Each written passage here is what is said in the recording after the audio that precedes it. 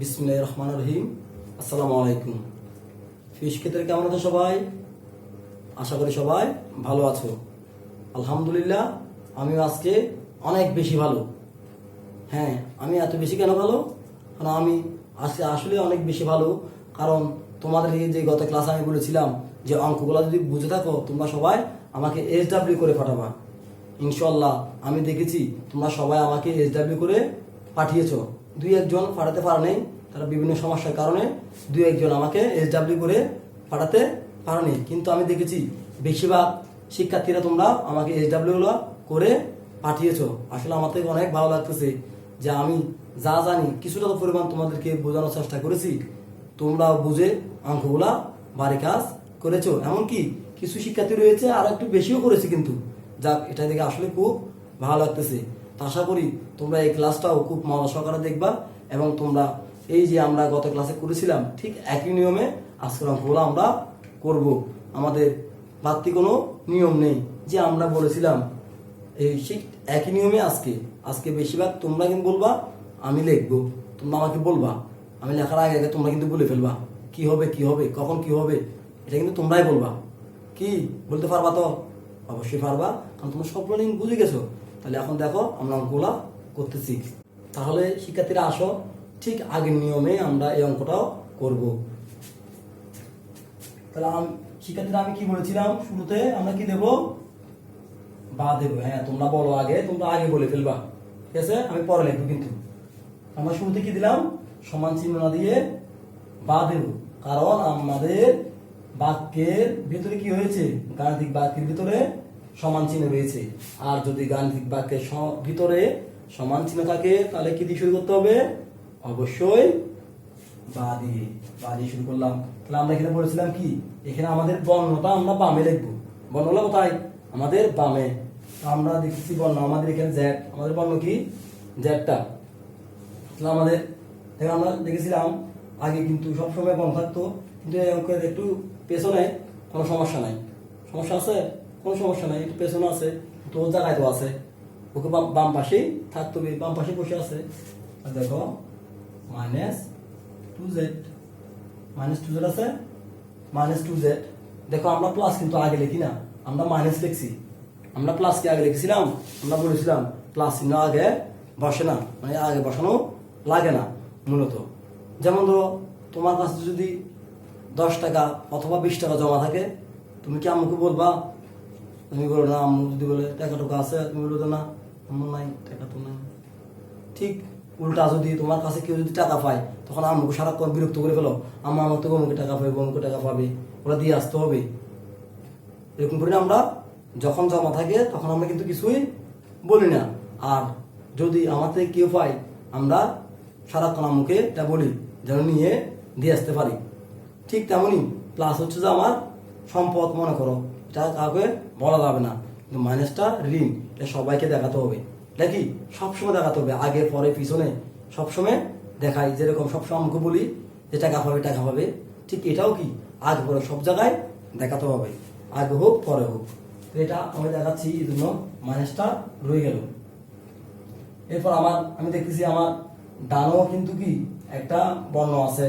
যদি আমাদের এরকম এলোমেলো দেওয়া থাকে, আমরা সবগুলো কি এক পাশে নিয়ে আসবো। যদি এখানে আছে +3z, যেহেতু কিছু আগে নাই, তাহলে এটা কি আছে? কোনো চিহ্ন নাই, মানে কি প্লাস চিহ্ন। আর প্লাস যদি এই পাশে আছে তাহলে হয়ে যাবে মাইনাস। আমার সংখ্যা 3z কি হবে? উল্টে যাবে না, আমার 3zটা বসে যাবে। আমরা তো জানি আমাদের সংখ্যা যদি পক্ষ পরিবর্তন করে, সংখ্যা বা বর্ণের কোনো পরিবর্তন হয় না, কিন্তু কিসের পরিবর্তন? আমাদের চিহ্নের পরিবর্তন। ভেরি গুড, তাহলে আমরা চিহ্নটা পরিবর্তন করে ফেলেছি। এবার ইকুয়াল টু আসো, এখানে সংখ্যা কত আছে? 2 +2। আমি কি প্লাস লিখবো? যেহেতু আগে লিখতেছি, এটা চলে আসছে আমার এই পাশে। এই পাশে কি হয়েছে? শুধু আমার 2টা রয়েছে, তো 2টা কি প্লাস। আমি বলছিলাম যদি প্লাস, ওই যে আমি জমানো টাকা আছে, কাকে বলবো না, ঠিক এটাও একই প্লাসটা, এই জন্য আমার যোগটা আগে লেখা দরকার নাই। এবার যে এখানে দেখো 17, এটা কি আকার আছে? সংখ্যা, এখানে যোগ আছে, তাহলে ওই পাশে হয়ে গেলে কি হবে? এই যোগ চিহ্ন যদি এই পাশে আসে হয়ে যাবে বিয়োগ, কিন্তু সংখ্যার কোনো পরিবর্তন হবে না। 17 17 এখানে কি যোগ দেখতেছি আমি? না, আমি তো বলে দিছি আমাদের শুরুতে যোগ দেওয়া লাগে না, মানে যোগ আছে মনে মনে রাখতে হবে। কি মনে মনে অনেক কিছু রাখো যেরকম, ঠিক এখন মনে মনে রাখিও। এখানে কিছু না মানে কি রয়েছে, তোমার একটা যোগ রয়েছে, বা আছে বা। তাহলে দেখো আমাদের এই সংখ্যার আগে কি মাইনাস, এই সংখ্যার আগে কি মাইনাস, মানে আমরা যদি মাইনাস মাইনাস কি হবে আমার, হ্যাঁ প্লাস। আমরা জানি, আমরা এগুলো শিখে নিয়েছি। তারপর আমরা একটু দেখি, যদি লকডাউনে ভুলে যাই আমরা একটু দেখে আসি। আমরা এখানে লিখি তাহলে আমার প্লাস প্লাস প্লাস প্লাসে কি, হ্যাঁ প্লাস, মাইনাস মাইনাসে কি মাইনাসে, ভেরি গুড, প্লাস প্লাস মাইনাসে মাইনাস, মাইনাসে প্লাসে মাইনাস। আমরা আশা করি সবাই এটা মনে রয়েছে। তারপর আমরা একটু অথবা আবার মনে করে দিলাম। দেখো এটা জিনিসটা আরো সুন্দর মনে রাখতে পারবো তুমি দেখলে। যদি আমার চিহ্ন দেখতে একই হয় তাহলে প্লাস, চিহ্ন দেখতে একই হলে যেমন প্লাসে প্লাসে প্লাস, মাইনাসও মাইনাসও প্লাস, দুটোটা চিহ্ন দেখতে একই না, প্লাস প্লাস আর মাইনাস মাইনাস, এই জন্য দুটো একই চিহ্ন। আর যদি চিহ্ন দেখতে ভিন্ন হয় তাহলে কি হবে, মাইনাস প্লাস মাইনাস কি একই চিহ্ন? দেখো এই প্লাস মাইনাস তা একই না, তাই আমি বলতে পারি প্লাস মাইনাস যদি মানে চিহ্ন যদি ভিন্ন হয় তাহলে মাইনাস, প্লাস মাইনাসে মাইনাস, মাইনাসে প্লাসে মাইনাস। তাই তুমি সংখ্যা মনে রাখার জন্য আমি মনে রাখতে পারি আমার চিহ্ন দেখতে একই হলে প্লাস, আর চিহ্ন দুটো দেখতে দুই রকম হলে মাইনাস। ঠিক আছে বন্ধুরা? তাহলে দেখো মাইনাসে মাইনাসে আমরা কি করছিলাম, মাইনাসে মাইনাসে প্লাস, দেখতে একই তাহলে কি হবে প্লাস, প্লাস মানে আমাকে কি করতে হবে, যোগ করতে হবে। কি করতে হবে আমাকে, যোগ। এখানে বিয়োগ আছে কিন্তু করতে হবে কি, যোগ। আর 3 দিয়ে কত আমার 5z, আমরা এরকম জেডটা কেটে দেবো, নাহলে 2 মত মনে হবে আমাদের, এই জন্য আমরা এখানে মতন দিয়ে একটা মাইনাস চিহ্ন দিয়ে দেবো। দেখো মাইনাসে মাইনাসে প্লাস, কিন্তু চিহ্ন বুঝবে কার, মাইনাস, চিহ্ন বুঝবে কার, মাইনাস। তার মানে দেখো তোমার থেকে আগে 2 টাকা কেউ পাইতো, তুমি আরো কারো কাছ থেকে 3 টাকা হলাত নিয়েছো, তো তোমার কি হবে, তোমার ধারও তো বাড়বে নাকি?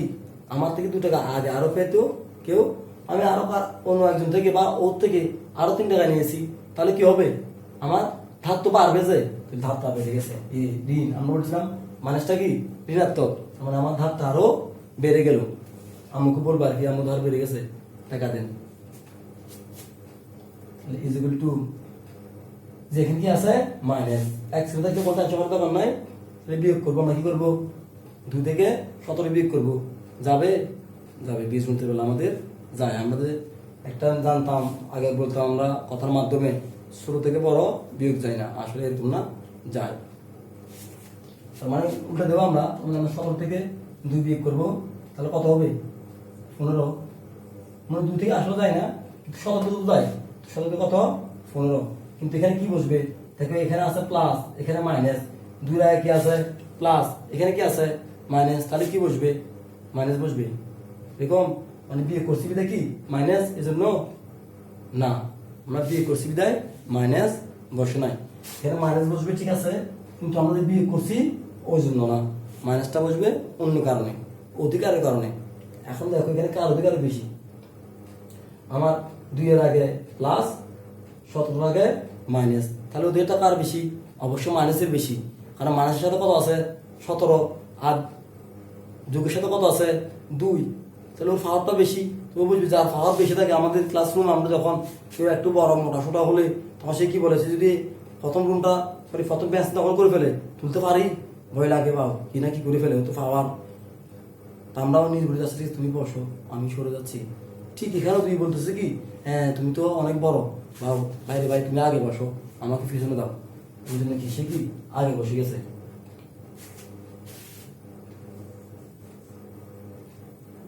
তাহলে আমার এখানে কত রয়েছে, দেখো আমার এখানে শুরু তো মাইনাস, এখানে কি শুরু তো মাইনাস, এখানেও মাইনাস, আমার এই পক্ষে মাইনাস আছে, এই পক্ষে কি রয়েছে মাইনাস রয়েছে। এরকম দুই পক্ষ যদি আমরা তাহলে আমরা এই দেখো এই পক্ষ থেকে মাইনাস বাদ দিয়ে ফেললাম, এই পক্ষ থেকে মাইনাস কি আমরা উপাস থেকে মাইনাসটা কেটে ফেললাম, মোকাবেলা করে ফেললাম। এই পাশ থেকে বাদ, এই পাশ থেকে বাদ, কাটাকাটি হয়ে গেল। দুই পাশ থেকে কাটছি আমি, এক পাশ থেকে কিন্তু কাটি নেই। এক পাশ থেকে কাটলে কি হতো, গন্ডগোল হতো। আমি কি করছি, দুই পাশ থেকে কাটছি, তাহলে কোনো সমস্যা আছে? এরকম আমরা কখনো যদি এরকম আনতে হয় তাহলে দুনো পাশে আনতে হবে, কখনো যদি কিছু কাটতে হয় একই জিনিস দুনো পাশ থেকে আমরা কাটতে হবে। আমরা এক পাশে দেবো এক পাশে দেবো না, এরকম হবে না। দুনো পক্ষে সমান কাজ করতে হবে। এই পক্ষকেও দিলে এই পক্ষকেও দিতে হবে, এই পক্ষ থেকে নিলে এই পক্ষ থেকেও কি নিয়ে ফেলতে হবে। ঠিক তেমন আমি এই পক্ষ থেকেও মাইনাসটা কেটে ফেলেছি, এই পক্ষ থেকেও মাইনাসটা কেটে ফেলেছি, আর কোনো সমস্যা হবে না। এবার তোমার এখানে জেডটা রয়ে গেল, আমার তো সংখ্যা এখানে থাকতে পারবে না কোনো মতোই, নিয়মে নাই সংবিধানে। তাহলে 5।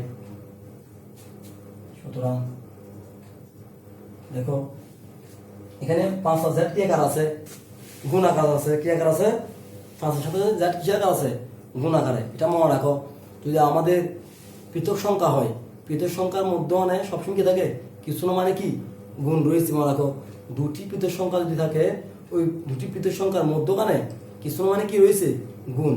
দেখো এখানে 5 আর জেড দুটি কিন্তু কি পৃথক সংখ্যা, আর এই দুই পৃথক সংখ্যার মধ্যখানে কিছু না মানে কি, এই যে মধ্যখানে কিছু না মানে গুণ সম্পর্ক আছে। কি সম্পর্কে, গুণ আকারে আবদ্ধ হয়ে আছে। তাই এই গুণটা এই পাশে কি হয়েছে, ভাগ হয়ে গেছে। কারণ আমি যে আগে পড়েছি গুণ থাকলে ভাগ, ভাগ থাকলে গুণ, তাহলে এখানে আমার যেটা গুণ রয়েছে এটা ভাগ হয়ে গেছে। ভাগ করো 3 × 5 = 15, আমার নির্ণয় কত, that is equal to 3। আশা করি অঙ্কটা তোমরা খুবই ভালোভাবে বুঝে নিয়েছো। তাহলে দেখো শিক্ষার্থী বন্ধুরা, আমার পরের অঙ্কটা 7 নম্বর, একটু ভিন্ন রকম। আমার জন্য ভয় পাই গেছে মনে হয়, এতক্ষণ ধরে একরকম করলাম, এটা আবার কি, ঠিক পারবো, এটা কোন নিয়ম আবার, ঠিক আগের নিয়ম আছে, এরকম চিন্তা করার কিছু নাই, এটা ঠিক আগের নিয়মে হয়ে যাবে। এখন একটু ভিন্ন থাকলো, আমরা দেখো এটা আবার আগের নিয়মে হয়ে যাবে, তুমি ঠিক আগের মতনই করতে পারবা। লক্ষ্য করো, তাহলে আমার গাণিতিক বাক্যের ভিতরে কি আছে, সমান চিহ্ন আছে ভিতরে। যে এরকম অঙ্ক থাকুক, যদি ভিতরে সমান চিহ্ন থাকে তাহলে শুরু করতে হবে কি দিয়ে, আমরা আগে বলেছি নিয়ম কিন্তু মনে রাখবা, নিয়ম বললে হবে না, নিয়ম যদি ভুলে যাও কাজ শেষ। এই জন্য যত কিছু ঘটুক নিয়ম বলা যাবে না। কিন্তু আমার ভিতরে সমান চিহ্ন আছে, অবশ্যই অবশ্যই আমার বা দিয়ে শুরু হবে। কি দিয়ে শুরু হবে, বা দিয়ে। এবার দেখো এখানে কি লেখা আছে, x/4 = 1/3। দেখো মনে রাখবা, সংখ্যা বর্ণে কখনো ভাগ যায় না। কি বললাম, এটা ভাগ আকার আছে, এরকম সংখ্যা বর্ণে কখনো ভাগ যাবে না। গুণ করা যায়, গুণ হবে, কিন্তু কি হবে না, সংখ্যা বর্ণে কখনো কি যায় না, ভাগ যায় না। এটাকে কথাগুলো মনে রাখো কিন্তু। তাহলে আমার এখানে ভাগ হচ্ছে না, আমার একদিকে 3 কেউ ভাগ যাবে না, আবার একই হবে। এটা দিবার 3 বার করলে আবার করে একই, 3 × 3, আবার উপরে 1 থাকবে, দরকার নাই। এরকম যদি আমার উপরে ভাগ না যায়, দেখো এখানে x, এটাকে আসলে আর কি করবো, এখানে 4 কিছু করতে পারছি না। এরকম অঙ্কের মধ্যে যদি আমরা আর কিছু করা না যায়, আমরা যদি এক জায়গায় এসে থমকে যাই, তখন বিভ্রান্ত হওয়ার কিছু নাই। তখন আমরা সমান চিহ্নের পেশটাকে নিয়ে আর গুণ করবো। সমান চিহ্ন পেশ যারা আছে ওদের কি গুণ করবো, আর এভাবে গুণ করবো আমাদের। তাহলে এটাকে কি গুণ বলে, 8 গুণ বলে। তাহলে গুণ করো, এটা 3x থেকে 3x। আমি আগে বলেছিলাম সংখ্যা বর্ণে ভাগ হয় না, কিন্তু কি হয়, গুণ হয়। এই যেটা গুণ হলো, আমরা 8 গুণ কি করছি, আর এভাবে গুণ করতেছি। কি করতেছি, আর এভাবে গুণ করতেছি। এটার সাথে এটা গুণ করতেছি, এটার সাথে দেখি এই উপরটার সাথে নিচেরটা, এই নিচেরটার সাথে উপরটা, ঠিক আছে। এটা কি বলে, আর এভাবে গুণ বলে। তাহলে গুণ করলাম, আর 4 একে তুই = আছে, = 4 একে 4।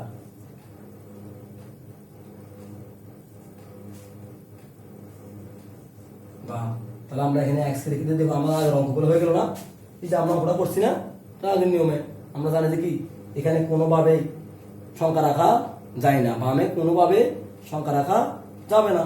তাহলে আমি রাখবো না, সংখ্যাটাকে না রাখা গেলে x = 4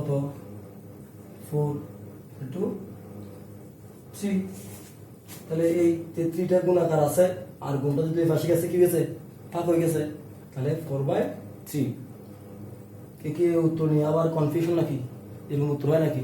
উত্তর এরকম হতে পারে, আমাদের স্বাভাবিক সংখ্যা হতে পারে, এরকমও হতে পারে। এ নিয়ে কারো চিন্তার বিষয় নয়, তোমার নিয়মগুলো ঠিক থাকলে সমস্যা নাই। এটা উত্তর হলে এরকম উত্তর হলে কোনো সমস্যা নাই। আশা করি আমরা সবাই বুঝতে পেরেছ। তাহলে আমরা এখন দেখি 8 নম্বর অঙ্কটা। এটাও কোনো ভয় পাওয়ার কিছু নাই। আমরা x/2 লিখে দিলাম, ইকুয়াল টু আমরা 1টাকে এই পাশে পাঠিয়ে দিচ্ছি, আছে প্লাস হয়ে গেল -2। তাহলে আমাদের এটা থাকুক x/2 ইকুয়াল টু 3 থেকে 1 গেলে 2। তাহলে দেখো আমাদের আমরা বলছিলাম এরকম অঙ্ক মাঝে এসে হঠাৎ করে থমকে গেলে এই যেখানে আসি আমার জন্য বিভ্রান্ত হয়ে যাবে, কি হবে, যোগ নাই বিয়োগ নাই কিছু নাই, কি করবো আমি? এরকম তোমার কোনো চিন্তার কারণ নেই। তোমার নিয়ম ভাবে আমরা জানি, যখন আমরা বলছিলাম এরকম যখন আমরা থমকে যাব তখন আসে আমরা কি করবো, এই পাশের সাথে বাম পাশের সাথে ডান পাশে কি করবো, আর গুণ করবো। কি গুণ করবো? আমরা যখন এরকম এক জায়গায় এসে থমকে যাব কি করবো, আমরা বাম পাশের সাথে ডান পাশ কি গুণ, আর গুণ। এটা আমরা করজ গুণ যেটাকে বলি, এটাকে কি বলি, আর গুণ বলি। তা দেখো আর গুনতেছি, যেহেতু আমরা একটু বড় বলে লিখতেছি আসলে এই জন্য আটতেছে না, অনেক বড় মনে হচ্ছে কিন্তু অঙ্কটা খুব ছোট। আসো দেখো এখানে 2 আছে, এরকম যদি এক সংখ্যা হয় মনে রাখবা এ সবসময় উপরে। এরকম যদি এক সংখ্যা হয়, মনে করো এখানে 3, 4, 5, এই সংখ্যা সবসময় কি উপরে, এদের নিচে কিছু না, মানে সবসময় 1 আছে, সবসময় কি আছে নিচে 1 আছে। আমাদের খালি একক সংখ্যা দেখি কেমন আসবে কি, সবসময় উপরের সংখ্যা। ঠিক দুটা কার সংখ্যা, দুটা উপরের সংখ্যা, তার নিচে কিছু না, মানে কি রয়েছে 1। আমরা আগে একটা বলেছিলাম উপরটার সাথে নিচেরটা, নিচেরটার সাথে উপরেরটা, বুঝছি? তাহলে আমরা করি এখন। তাহলে আমার x এর সাথে তুমি যদি এখানে মনে কি আছে 1 আছে, x এর 1 বলে x থেকে x, এবার গুণ করো, এটা এটা এটা নিচে দেখবি উপরে, তাহলে উপরে নিচে কি গুণ করো, 2 দুগুণা 4, তাহলে বা সে আল্লাহ একবার আমাকে সরি তো আমাদের পাশে কোনো সংখ্যা নাই, তাহলে x = 4। সুতরাং x = 4। আশা করি তোমরা খুব সহজ অঙ্কগুলা বুঝেছো। আমি আবার বলতেছি, তোমরা যখন অঙ্ক করতে বসবা ফুরফুরা একটা মন নিয়ে বসবা, মাথায় কোনো টেনশন নিয়ে বসবা না। যখন তুমি একটা আনন্দ ভর্তি মন নিয়ে বসবা অঙ্কের বেলায়, তুমি দেখবে খুব সহজ অঙ্ক করতে পারতেছো। আর যখন তুমি অঙ্কগুলো বুঝবা তখন তুমি আরো বেশি করতে পারবা, নিজ থেকে আরো মন চাই। যখন আমরা পারি তখন মন চাই, এই জন্য আবার যদি না পারি তখন উঠে যাবো না। এই যে আমাদের একটা সবচেয়ে বড় ব্যাপার কোনটা, আমরা যদি একটু অঙ্কের মাঝে এটকে যাই তখন কি, তখন আমরা আর করতে চাই না, বিরক্ত লাগে, উঠে যাই না। আমরা এরকম করবো না, কখনো এরকম করবো না। তুমি ভুল করতেই পারো, চেষ্টা করো, দেখবা তুমি নিয়মগুলো মনে রাখো, আসবে ইনশাল্লাহ হুট করে তোমার মাথায় নিয়মগুলা মনে পড়বে। তোমরা 1 বা 2 বার যদি অঙ্কর মাঝে এটকে যাও তাহলে কিন্তু চিন্তা কারণ নাই, তোমরা চেষ্টা করতে থাকো, ইনশাল্লাহ তুমি একসময় পারবে। শিক্ষার্থী বন্ধুরা, আসো আমরা এখন একটা ভিন্ন রকমের একটা প্রশ্ন দেখব। যেহেতু আমরা সৃজনশীল পদ্ধতিতে পরীক্ষা দেব, এখানে আমাদের অনেক ধরনের প্রশ্ন আসতে পারে, তোমার জ্ঞানেরও যাচাই করা হবে। ক, খ, গ আমাদের 3টা প্রশ্ন থাকবে। এই প্রশ্নগুলোর মধ্যে তোমার জ্ঞান কতটুকু আসলে অনেকভাবে যাচাই করা হবে। ঠিক সেরকম নিয়ে আমি একটা প্রশ্ন এখানে লিখেছি। দেখো এখানে বলা আছে 3x - 8 = x + 2 সমীকরণটির সমাধান ও শুদ্ধি পরীক্ষা করো। দেখো আমাদের দুটো জিনিস আছে, আমার এখানে এক জায়গায় বলছে সমাধান, আবার কি বলছে শুদ্ধিও পরীক্ষা করতে হবে। মানে আমার শুধু আমরা অঙ্কটা করলে হবে না, আমাদের করার পর যে আমরা একটা কথা বলি বারবার, ডান পক্ষ সমান বাম পক্ষ, এই কথাটা আসলে সঠিক কিনা সেটা প্রমাণ করতে হবে, মানে শুদ্ধিটা পরীক্ষা করতে হবে। আমরা যে একটা মান বাইর করি, আমাদের যে একটা x এর মান বাইর হয়, এই মানটা দিয়ে তোমার এই বাম পক্ষ ডান পক্ষ আসলে সঠিক কিনা সেটা তোমাকে প্রমাণ করতে হবে। যার কারণে আমাদের এই যে একটু বেসিক, এটাতে অনেকজনে যখন বলবে শুদ্ধি পরীক্ষা করো, আমার জন্য তখন একটু অবাক হয়ে যাবে বা একটু বিভ্রান্ত হয়ে যাবে। আমরা সমাধান করেছি, কিন্তু এই যে শুদ্ধি পরীক্ষা এটা কি, এটা আবার কিভাবে করতে হবে, এই যে আমাদের বিভ্রান্তটা আমরা একটু আগে থেকে জেনে রাখি, তাহলে আমরা যদি পরীক্ষার হলে ঢুকি তাহলে আমরা এগুলো থেকে বাঁচতে পারবো। তাই আমি তোমাকে এখন এটা সমাধান করবো। দেখো, তাহলে আমরা প্রথমটা কিন্তু জানি সমাধান করে দিতে বলা আছে, আমরা এই নিয়মে যে নিয়মটা জানি ও নিয়মে আমরা সমাধানটা করে ফেলবো। তাহলে আমরা সমাধানটা করে ফেলি, যেহেতু আমরা জানি আমরা সমাধানটা করে ফেলি। তাহলে দেখো আমরা লিখতেছি 3x minus 8 is equal to x plus 2। এটা আমার প্রশ্ন দেওয়া আছে। তাহলে আমরা শুরুতে আমাদের নিয়ম করব, শুরুতে আমরা বাদই করব। তাহলে 3x এই পাশে আছে, আমি এই পাশ থেকে আর একটা x দেখতেছি, ওটা আমরা এই পাশ থেকে নিয়ে আসবো। ডাইনে আছে, ডান থেকে আমরা বামে নিয়ে আসবো। আছে প্লাস x হয়ে যাবে মাইনাস x, যেহেতু সমান চিহ্নটা পরিবর্তন করলো। এরপর আমার এখানে যেহেতু x চলে আসছে, এখানে শুধু কি রয়েছে প্লাস 2, আর যেহেতু 2টা আগে চলে আসতেছে আর প্লাসটা আগে বসবে না, কারণ আমরা জানি প্লাস আগে বসানো লাগে না। এরপরে সংখ্যা আমরা দেখছি এখানে একটা আছে, আর সংখ্যাটা আমি তুলে সমান চিহ্নের এই পাশে নিয়ে যাবো গা, তাহলে আছে -8, এই পাশে আসতে তোমার হয়ে যাবে কি +8। এরপর আসো, তাহলে আমার এখানে মাইনাস, তাহলে বিয়োগ করতে হবে আমাকে। আমার এখানে 3টা x থেকে যদি একটা x চলে যায় তাহলে আমার থাকবে 2টা x, যেহেতু বিয়োগ আছে আমরা বিয়োগ করবো, ইজ ইকুয়াল টু, আমার এখানে যোগ চিহ্ন আছে, তাহলে আমি কি করবো, অবশ্যই সেটা যোগ করব। তাহলে আমার 8 2 যোগ করলে কত হবে 10।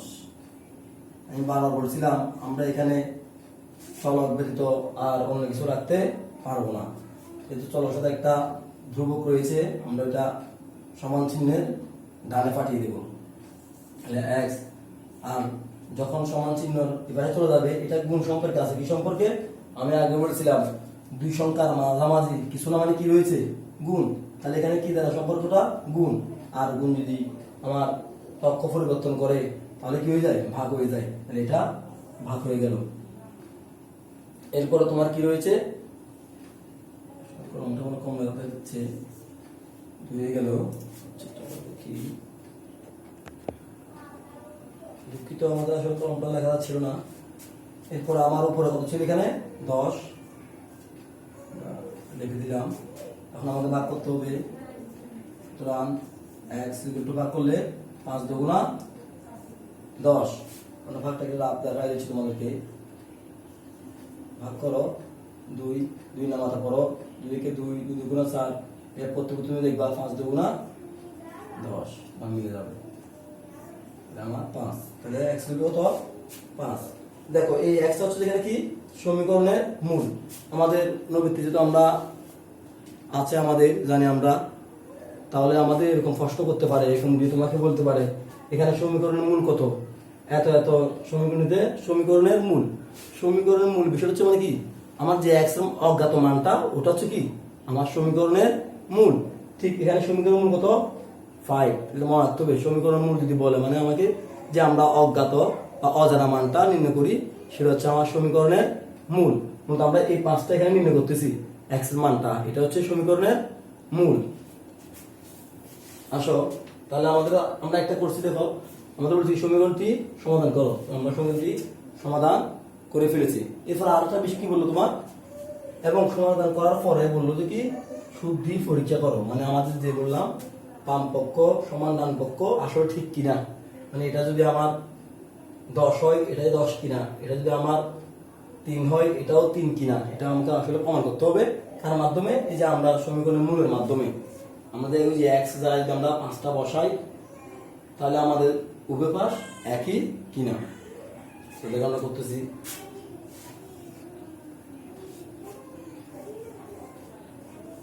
শুদ্ধি পরীক্ষা লিখে নেবো শুদ্ধি পরীক্ষা। আর দেখো আমরা তাহলে আমরা এখন এক্স এর মানটা কি পেয়েছি, এটা আমরা লিখে নেবো, যেটা আমরা এক্স এর মান কত পাইছি, এক্স ইজ ইকুয়াল টু 5। তার মানে আমরা এক্স এর মান কত পেয়েছি 5, এটা আমরা লিখবো। এবার আমরা যেহেতু আমাদের দুটো পক্ষ আছে, আমরা একটা একটা পক্ষ করে চেক করবো। তাহলে আমাদের প্রথম কি রয়েছে, বাম পক্ষ। যদি আমরা ভুলে যাই আমরা আবার আমরা হাতের মাধ্যমে এটা নির্ণয় করতে পারবো। যদি সমান চিহ্ন মধ্যখানে রাখি তাহলে আমার বাম হাত যেদিকে এটা বাম পক্ষ, আর ডান হাত যেদিকে এটা ডান পক্ষ আমরা প্রথমে জেনেছি। তাহলে শুরু তো বাম পক্ষ আছে, তাহলে আমি বাম পক্ষ লিখবো, বাম পক্ষ। তোমার বাম পক্ষ কত রয়েছে, 3x মাইনাস 8। আর আমার এখানে 3 আছে 3। দেখো আমি বলছিলাম এখানে দুইটা, এটা সংখ্যা বর্ণ কিন্তু পৃথক, ঠিক আছে। যেহেতু আমরা এখন একটা সংখ্যা লিখবো তাহলে এটা আমরা বুঝতে পারবো না, হয়তো আমরা ভুল করে ফেলবো, তাই আমরা এটা গুণ দিয়ে ফেলি। স্যার তাহলে আমার এই যে এক্স এর মান, এখানে এক্স এর মান কত বলছে 5, তাহলে এক্স এর মান আমরা কি লিখবো, এক্স এর আমরা 5 লিখবো। এই যে যার কারণে আমরা গুণ দিয়ে ফেলেছি। এখন যদি আমরা গুণটা না দিতাম তাহলে আমরা অনেক মান হতো কি 35, আসলে এটা কি 35 না, এটা এক্স ইন্টু 5। আর মাইনাস যেটা আছে মাইনাস লিখে দিলাম। আশা করি তোমরা আজকে আমরা যতগুলো অঙ্ক করাইছি সবগুলো বুঝতে পেরেছ। এরপর আমরা আসলে আমাদের এরপর 9 এই যে অঙ্কগুলো, দুঃখিত 10 নম্বরের পত্রে যে অঙ্কগুলো আছে এগুলো একটু ব্যতিক্রম, তাই আমরা এগুলো একটু পরে করবো। আমরা আগে এই নিয়মটা ভালো করে জেনে নিই, তাই আমি চাচ্ছি না এই নিয়মের সাথে আজকে অঙ্কগুলো করি, আমরা পরে ক্লাসে ওই অঙ্কগুলো করব। তোমরা যদি অঙ্কগুলো বুঝে থাকো তাহলে তোমরা আবারও প্রথমবারের মতন আমাকে 1 থেকে 9 পর্যন্ত এই যে নিয়মে সবগুলো অঙ্ক রয়েছে, তাহলে তোমরা আমাকে এগুলো করে দিবা। আশা করি সবাই আমাকে বাড়ির কাছে পাঠাবা, এবং আমি আশা করি এই ক্লাসের মাধ্যমে তোমরা উপকৃত হচ্ছ।